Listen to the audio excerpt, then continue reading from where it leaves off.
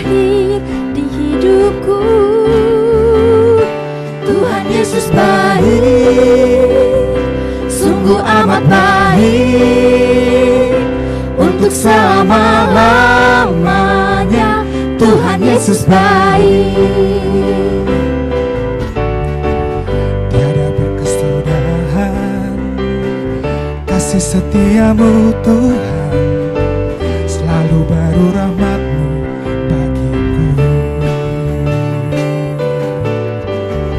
Hari berganti hari, tetap kulihat kasih-Mu, tak pernah berakhir di hidupku. Tuhan Yesus baik, sungguh amat baik, untuk selama-lamanya. Tuhan Yesus baik, Tuhan Yesus baik, sungguh amat baik, untuk selama-lamanya. Tuhan Yesus baik, untuk selama-lamanya, untuk selama-lamanya, untuk selama-lamanya. Tuhan Yesus baik. Shalom Bapak Ibu Saudara yang dikasihi oleh Tuhan. Kembali kita beribadah di rumah saja. Bagaimana kabarnya? Saya percaya setiap kita tetap ada dalam kondisi sehat dan ada dalam pemeliharaan Allah yang sempurna. Tanpa terasa kita sudah memasuki minggu pertama di bulan Desember tahun 2020. Sebentar lagi kita akan mengakhiri tahun 2020 dan saya percaya ada banyak hal yang sedang menanti di depan kita yang sedang Allah persiapkan, khususnya bagi kita sebagai umatnya. Hari ini khotbah saya beri tema perenungan salib Kristus. Kembali kita akan berfokus kepada gaya hidup dari jemaat mula-mula seperti yang tertulis di dalam Kisah Para Rasul 2 ayat yang ke-42. Ya, salah satunya adalah bertekun di dalam memecahkan roti. Nah, mungkin menjadi pertanyaan kita adalah apa sih maksudnya dengan bertekun di dalam memecahkan roti tersebut? Ya. Kisah Rasul 2 ayat 46 ya menjelaskan tentang itu. Mari kita lihat Kisah Rasul 2 ayat 46 berkata, dengan bertekun dan dengan sehati mereka berkumpul tiap-tiap hari dalam bait Allah. Mereka memecahkan roti di rumah masing-masing secara bergilir dan makan bersama-sama dengan gembira dan dengan tulus hati. Ya. Nah, dari ayat ini kita bisa melihat memecahkan roti itu berarti mereka makan bersama-sama atau perjamuan kasih. Nah, tetapi makan bersama-sama di sini ada dua hal yang dijelaskan ya. Mereka makan dengan gembira dan dengan tulus hati. Nah, Bapak Ibu Saudara dikasih oleh Tuhan, mungkin kita sering menghadiri acara makan bersama-sama, apakah itu di dalam gereja, apakah itu di dalam acara-acara tertentu, ya. Tapi kadang makan bersamanya beda, ya. Makan bersama di sini katakan gembira dan tulus hati. Kadang kita makan bersama-sama, tetapi ya mungkin gembira karena dapat makan, ya. Tapi nggak tulus hati. Artinya apa? Mungkin ketika kita sambil makan, kita sambil membicarakan tentang orang lain. Ih, orang tersebut rakus sekali makanannya ya. Ih, makanannya kurang enak. Ih, kurang ini dan kurang itu. Tidak dengan tulus hati ya. Tetapi dikatakan di sini ya mereka makan bersama-sama dengan gembira dan tulus hati. Memecahkan roti selain pengertiannya makan bersama-sama atau perjamuan kasih ya. Menurut John Calvin ya, bagian dari memecahkan roti itu adalah termasuk di dalamnya perjamuan kudus. Ingat Bapak Ibu Saudara yang dikasihi oleh Tuhan, ya, waktu Tuhan Yesus melakukan perjamuan kudus dengan murid-muridnya, dia lakukan ketika mereka makan malam Paskah bersama. Seperti yang ditulis di dalam Lukas 22 ayat yang ke-14 sampai 23, Bapak Ibu bisa baca di sana ya. Ketika mereka makan Paskah bersama-sama, di saat itulah Tuhan Yesus melakukan perjamuan kudus kepada murid-muridnya.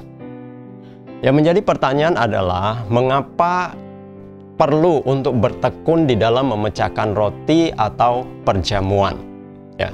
Karena ini akan menjadi momen untuk kita memperingati ya akan Tuhan Yesus. Seperti yang ditulis di dalam Lukas 22 ayat 19-20, ketika Tuhan Yesus membagikan anggur dan membagikan roti, dia berkata, menjadi peringatan akan aku. Bahkan Rasul Paulus mengingatkan kita di dalam kitab 1 Korintus 11 ayat yang ke-22 sampai 25 dikatakan, sebab apa yang telah kuteruskan kepadamu telah aku terima dari Tuhan, yaitu bahwa Tuhan Yesus pada malam waktu ia diserahkan mengambil roti, dan sesudah itu ia mengucap syukur atasnya, ia memecah-mecahkannya dan berkata, inilah tubuhku yang diserahkan bagi kamu, perbuatlah ini menjadi peringatan akan aku. Ayat 25 dikatakan, demikian juga ia mengambil cawan sesudah makan lalu berkata, cawan ini adalah perjanjian baru yang dimateraikan oleh darahku, perbuatlah ini setiap kali kamu meminumnya menjadi peringatan akan aku.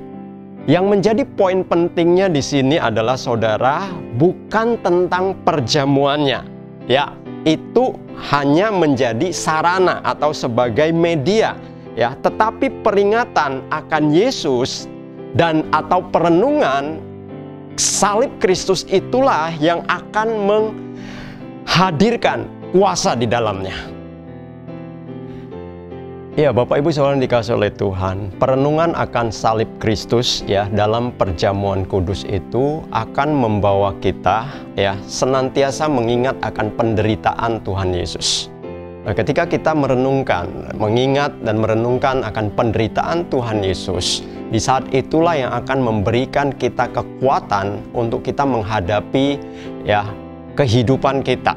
Ya, kita tidak tahu apa yang terjadi, ya kita tidak mengerti apa yang ada dan menanti di depan kita. Kadangkala ada hal yang baik, kadangkala ada hal yang mungkin tidak menyenangkan bagi kita. Tetapi ketika kita kembali merenungkan ya karya salib Tuhan Yesus, penderitaan yang dia hadapi, itu akan memberikan kita kekuatan bahwa kehidupan seberat apapun kita dapat lalui bersama-sama dengan Tuhan Yesus.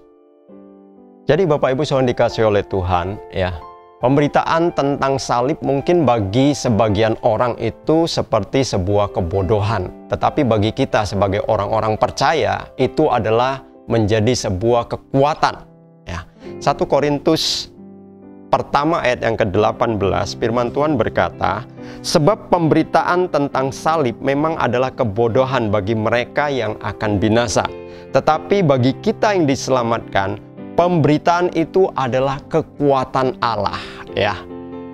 Pemberitaan itu adalah kekuatan Allah. Ingat, ketika kita merenungkan karya salib itu yang menjadi kekuatan kita ya.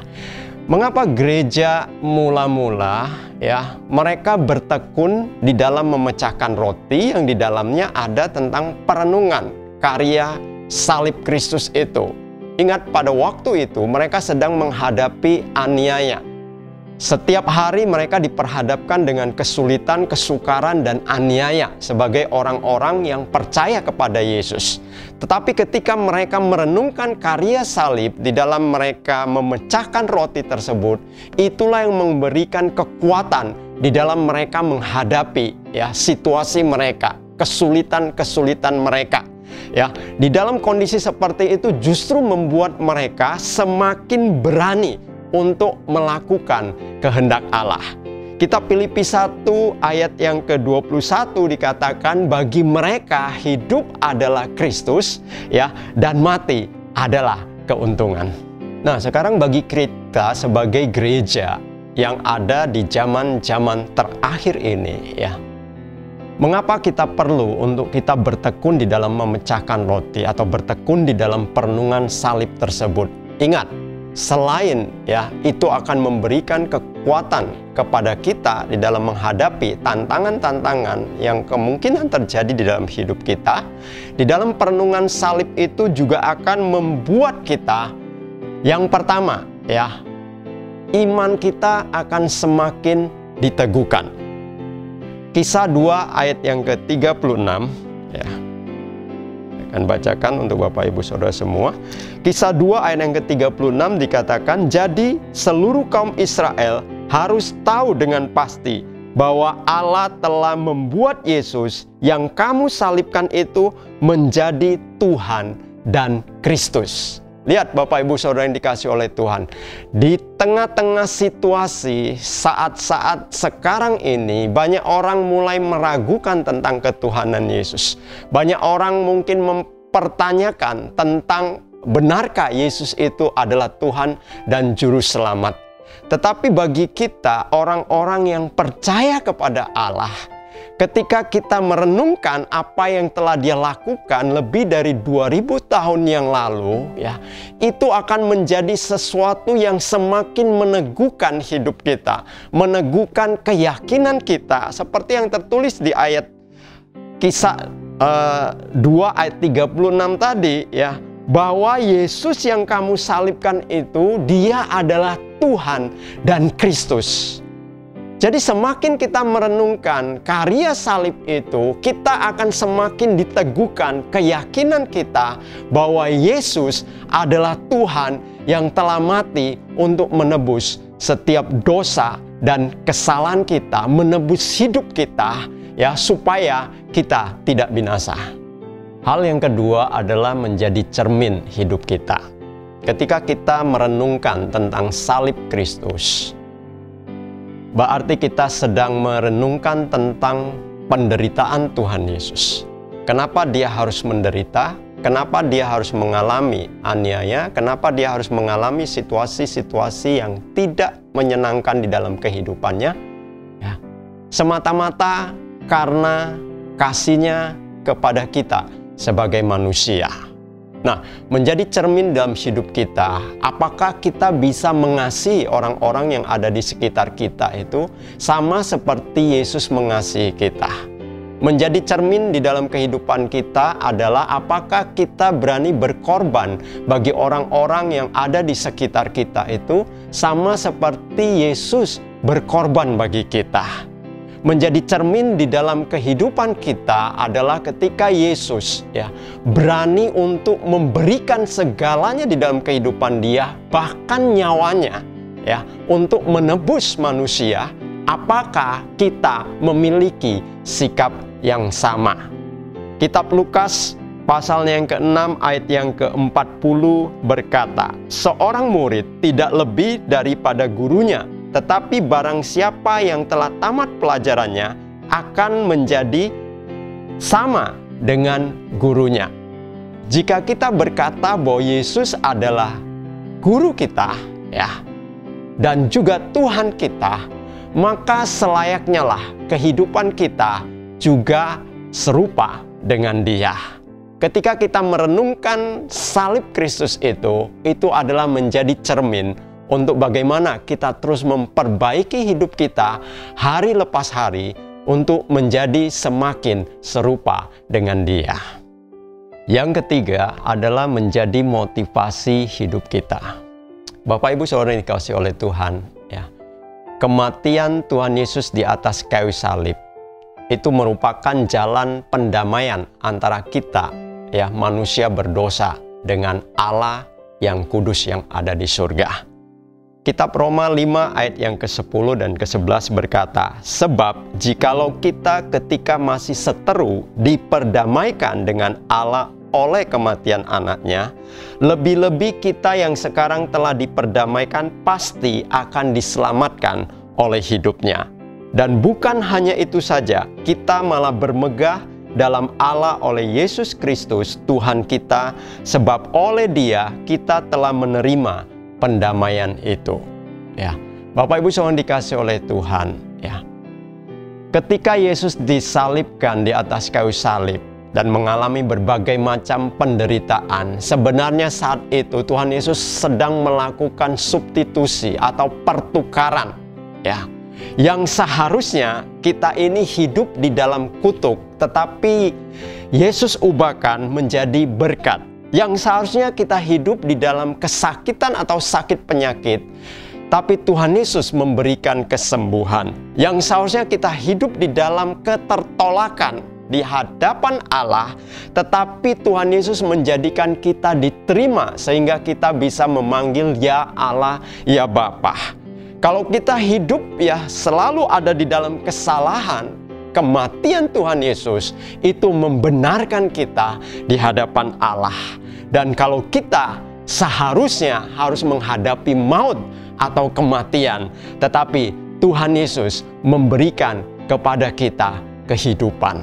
Nah, kalau kita mengerti tentang proses yang telah Tuhan Yesus lakukan melalui karya yang Dia lakukan di atas kayu salib itu, seharusnya ini menjadi satu motivasi yang kuat di dalam hidup kita, di dalam diri kita, ya, untuk kita menghadapi apapun yang ada atau apapun yang akan terjadi di depan kita. Ya, karena kita tahu bahwa Yesus telah menyelesaikan semua itu bagi setiap kita.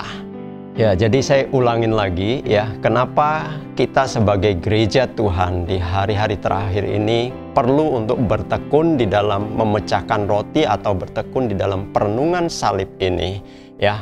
Karena satu, itu akan menguatkan iman kita. Kemudian kedua, itu akan menjadi cermin hidup kita. Dan ketiga, itu akan menjadi motivasi hidup kita.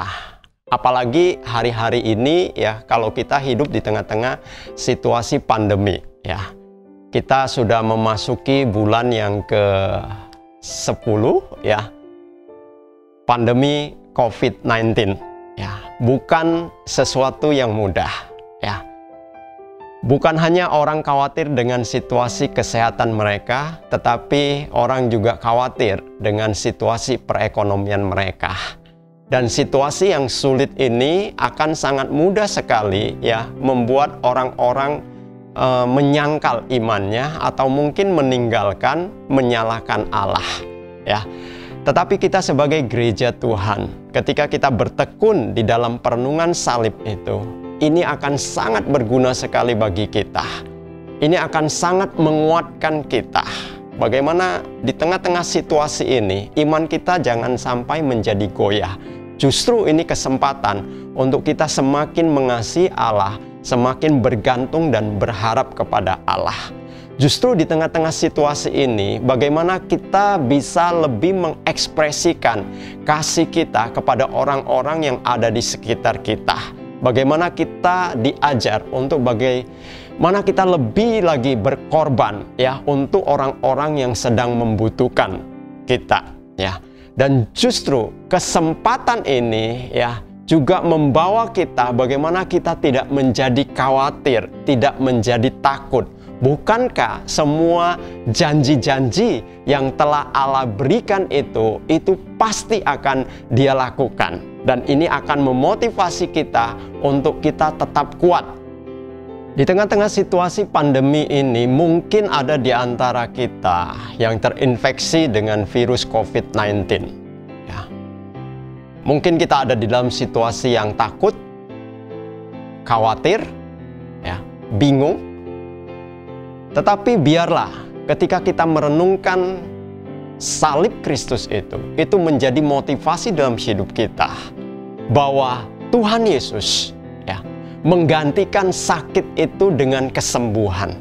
Kita memiliki iman bahwa tidak ada perkara yang mustahil bagi Dia. Atau mungkin situasi ekonomi kita, keuangan kita benar-benar mengalami titik nadir karena semuanya serba sulit ya. Perenungan salib biarlah juga menjadi motivasi di dalam diri kita bahwa Yesus telah mengubah kutuk menjadi berkat. Manusia boleh berusaha, berkat datangnya daripada Allah. Jadi membuat kita tidak menjadi khawatir menghadapi apapun yang akan terjadi di depan kita. Jadi Bapak Ibu saudara dikasihi oleh Tuhan, di dalam situasi apapun yang hari-hari ini sedang kita hadapi, kita harus tetap bertekun di dalam perenungan salib Kristus, atau di dalam gereja mula-mula katakan bertekun di dalam memecahkan roti. Karena saya mempercayai bahwa ketika kita bertekun melakukan itu, itulah yang akan menjadi satu kekuatan yang baru di dalam hidup kita untuk kita menghadapi apapun yang menjadi tantangan yang ada di depan kita. Sebentar lagi kita akan meninggalkan tahun 2020. Ada begitu banyak hal yang mungkin sudah kita hadapi tahun 2020 ini, dan kita akan menghadapi tahun 2021.